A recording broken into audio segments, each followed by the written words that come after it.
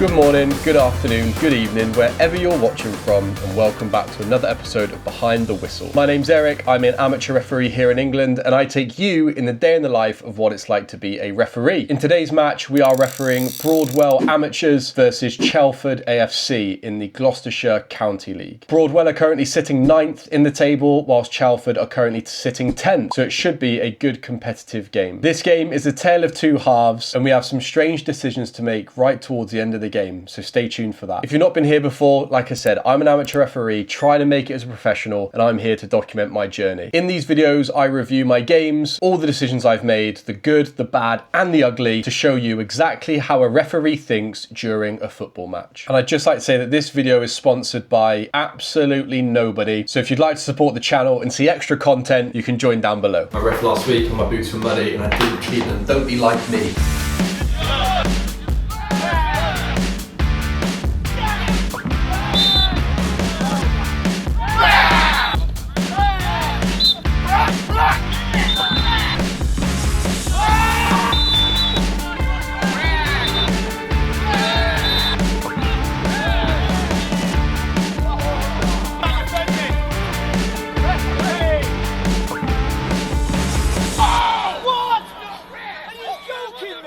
So as we go to start the game, it's pretty obvious what's going to happen from kickoff. We've got this player, this player, this player, this player, all four players lined up on the side of the pitch. Chances are we're going to see some runs like this, okay? So they're all going to run down here and that ball's going to get played into these areas. That's exactly what happens. We do walk towards play a little bit because the ball is played backwards. So we just, if they miss it, we don't want to be completely out. But then as soon as he shapes up to play that long ball, we start to turn away and set our eyes on that drop zone. Relax.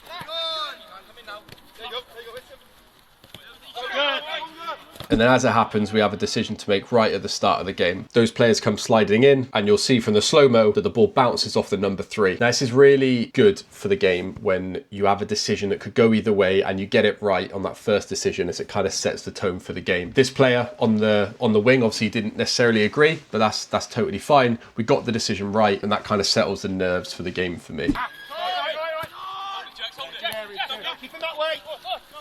About 2 minutes in, we have to give this foul. So you'll see he goes to play the ball. There's a push in the back from the number 10. We wait to see if there's any advantage. There isn't, and so we bring it back. And you'll hear that there's a lot of sound coming from the benches. This was a theme throughout the game, was a lot of pressure coming from the benches. Not necessarily dissent per se, but a lot of pressure coming in on decisions, a lot of shouts, etc. And again, they want to take the free kick quick, and it's kind of setting a tone for the game. I can see now it's going to be a quick, fast-paced match. Keys, just be aware, Keys gone. Keys, just be aware. Keys is good. Good, there you go. Stand inside. Go in nowhere. Go in nowhere. Go in nowhere. Don't foul. It's all yours, Fish. So we get some holding between these two players here. You'll see that the player in the claret maroon is holding the player in red, but then the player in red is also holding his hand.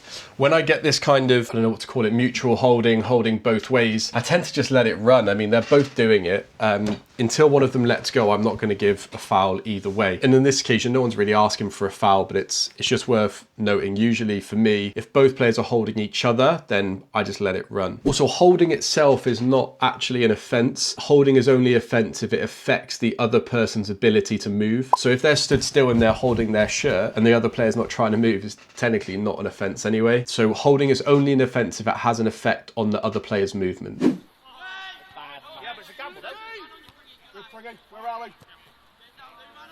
We get this tackle in the middle, gets his foot round and pokes the ball, very good tackle.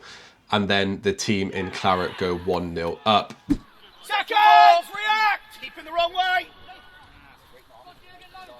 So this was an interesting one for me. The ball turns over and then Broadwell, the team in claret, go forward. As he skips round, he does get a little bit of a trip, which impedes his movement, and so we bring it back for a foul. In something like the Premier League, this would be a yellow card for stopping a promising attack, without a shadow of a doubt. At this level, not for me. This is not a clear promising attack, in my opinion. So for one, obviously he is driving towards goal, but then he takes the touch wide away from that player and then has got probably like maybe like a 2v4 or a 3v4, very out wide on the touchline. That for me is not a promising attack due to the direction that he's going. And so that's why I opt for not showing a yellow card. But let me know what you guys think. Would you have given a yellow? I do pull the lad in and tell him, look, that's very close. It's not quite a promising attack for me, but be careful. If you make other fouls like that, you do run the risk of getting a card, and he acknowledged it. And then from this free kick, I blow the whistle. I look at the box to see what's happening. I make sure to glance back towards the wall as that free kick's being taken, just in case there's a handball offence. And then the team in claret go 2-0 up.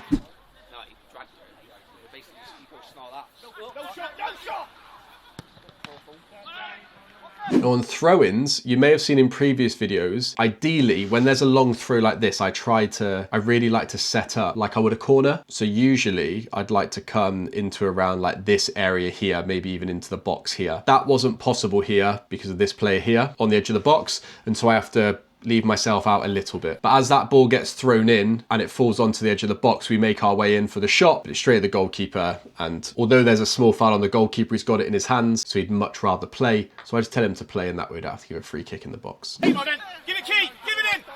Drive key, drive. That's it, stars. So we have a throw-in where the ball does not come into play. This is not something we've covered on the channel before. So when there's a throw-in taken, the throw-in is not actually been taken unless the ball comes into play. If they take the throw-in and the ball doesn't come into play, they simply take the throw-in again. I don't know why that is. For me, I think that should just be a foul throw-in. It should be reversed, but the laws are the laws, okay? If they throw it and the ball doesn't come in, it's just a retake. It goes. Flick, Phil. Right head, Keezy. Good chugger. So here, I was debating whether to give a foul for the first one. To be honest, he's jumped, but he's put his hand down on him. That should probably be a foul because the number 8 can't jump. And then as soon as there's a little nudge in the back here, I take the opportunity to give the foul there. We then have to tell the lad to move away because they want to play quickly, and then we let them once they want to do it.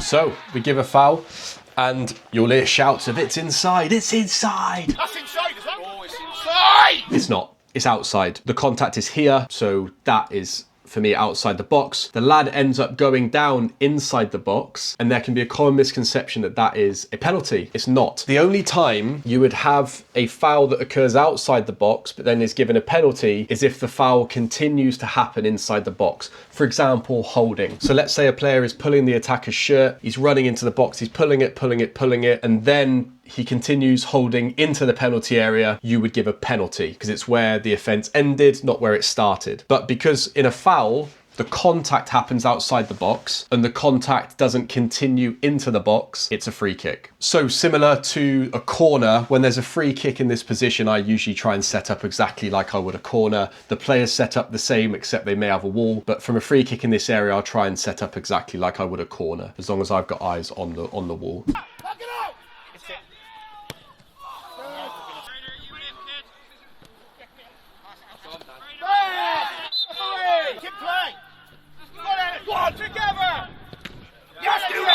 So we give handball here, and again, you'll hear the upset from the sideline. For me, this is a clear handball. You'll see from the slow-mo that he lifts his arm up like this, and it hits him in the midriff and then hits his arm. The reason I give this as a handball is because although it's come off his chest, his arm is way up above kind of like the shoulder line when it hits him. Equally, if he were to then score directly from here as well, that would also not count. So the safest thing to do is just give a handball straight away, in my opinion. You guys let me know what you think.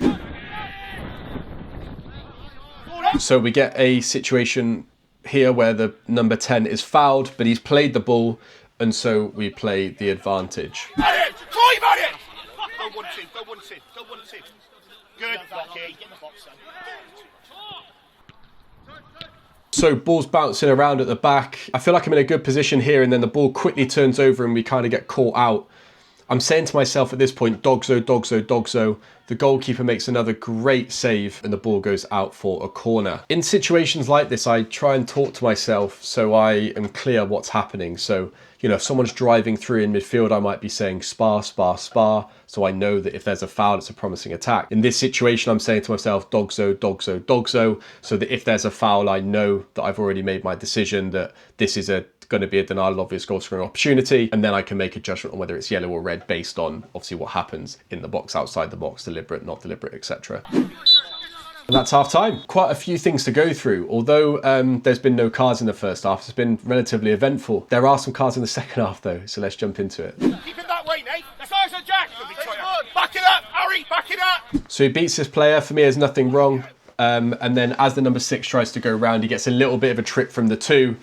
We see if we're able to play advantage. We're not until we bring it back for the foul. We mark out the wall and then we come and assume our position. And away! The back! Black! As that ball comes in, the number 10 pushes the other player onto the floor and we pull the players in. I make a mistake here. This is a mistake, and I've fallen into the trap of trying to deal with the situation with cards when I should have just been convicted on what I had seen. I hadn't seen the other player do anything, but my gut told me, well, why would the number 10 push him for absolutely no reason? So my mind's playing, well, if he has done something, I need to deal with it. So I pull the captain of both teams in. Obviously the captain of the red team's one that's offended, and I say to them, I won't have any kind of aggro on the pitch like that, and so I show them both a yellow card. I shouldn't have showed the player in claret and blue a yellow card, as quite frankly didn't actually do anything. He may have accidentally like stepped on a toe or something, but it's not a foul, and it certainly didn't warrant a yellow card. The reason I showed the yellow card was to manage the situation of 2 players in an altercation, but I should have just stuck with my gut. I really did think I should just show the number 10 a yellow here because I'm not seeing anything else. And yeah, I wish I'd have stuck with that. Also, by showing a yellow card to the player in claret and blue, it raises the question, well, should there be a penalty then? Because if you believe that he's done something and the other player has retaliated, then you should give an offence against it. No, it's a good question. It's a really good question, right? Poor bit of management, in my opinion. I should have just carded the red and stuck with my gut. The team in red then go on the break. They're breaking forward. Now at this point I'm saying spar, spar, spar, and he gets brought down by the number 11, and then we get the retaliation of the push. It's simple to me that I show a yellow card for stopping a promising attack, so I deal with that first. Whilst I'm talking to the players in red, they're saying, well, he's trying to stop us playing. And I explain he's not delaying the restart because I'm going to caution him. I've got to go through that cautioning procedure. So you're not going to be able to play quickly anyway, guys. Whilst I'm dealing with that, I'm deciding, okay, I've literally just cautioned their captain for pushing a lad over. What choice do I have but to show him a yellow card for pushing him over as well?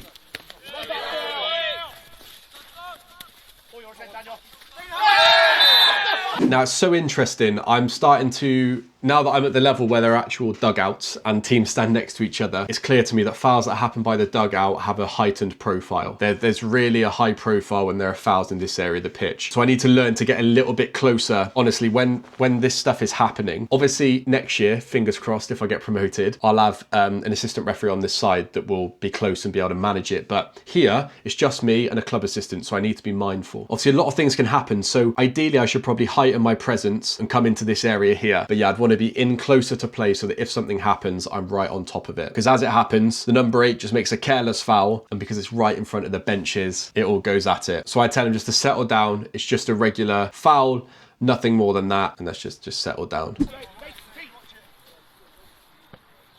And then completely against the run of play, the team in claret go 3-0 up. Keep him that way. Good. I think I probably miss a foul here. It looks to me like he's shoved him in the back, but I think because I'm so close to it, I got laser focused at looking down low towards the ball. I've actually missed the contact up high, and that's just a result of being too close to the tackle. Don't have to win it. Don't have to win it. Stand there, Bill. Work. There it is. Good, Billy. Good. And then we get this handball here. Obviously, clear as day, just grab the ball. Work to mate. We play an advantage here as the player in red makes a late tackle on the lad in claret, and then unfortunately he gets taken down by a sniper and then commits this foul here. For me, this was, again, just a careless foul, close to reckless. He's getting up, he's trying to lean into the ball, and he's just a little bit late. We do have a word with him, as this is the lad that had received a yellow card for stopping the promising attack, and so we come in and have a conversation and say, look mate, be careful, you're already on a yellow, there's no need to do anything silly. Get this foul here, again, simple push in the back. And at this point, the sun had really dropped. So the quality of the footage is not as good for the rest of the game, unfortunately, for about the next 10-15 minutes. It's a nightmare. This club didn't have floodlights, and so we had to play the game at 2 o'clock, which means that obviously we were playing as that sun is setting down. But yeah, really low. And as that ball was on this other side of the pitch, the camera side, I couldn't see a thing. Literally couldn't see a thing. Get this offside. Let me know what you guys think.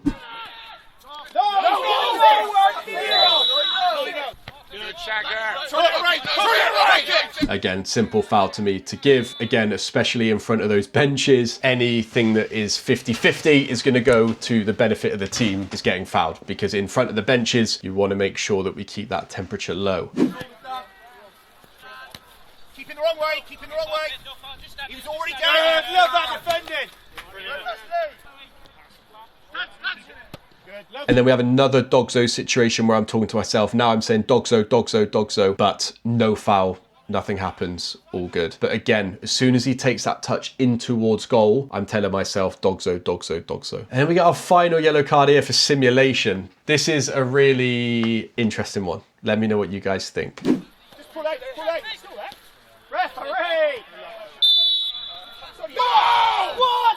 Are you joking me? So you'll hear the reaction. For me, there's no contact. And the lad said to me after the foul, he said, "Ref, I'm not trying to win the foul. I was just jumping out of the way of the tackle." And it's a fair response. He may have been just jumping out the way to dodge a tackle. But for me, he's simulated a foul.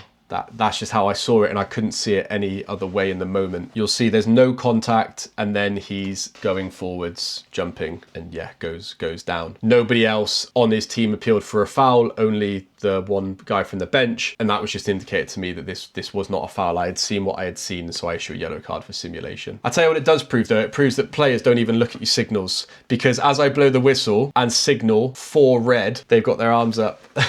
Not knowing that I've given a foul their way. So I don't think players even know your signals. I think it's just for the crowd at this point. With then about 5 or 6 minutes towards the end of the half, we have to swap out the club assistant. So we get this situation here. I'll play it all the way through so you can see all of it. You want you, not the ball.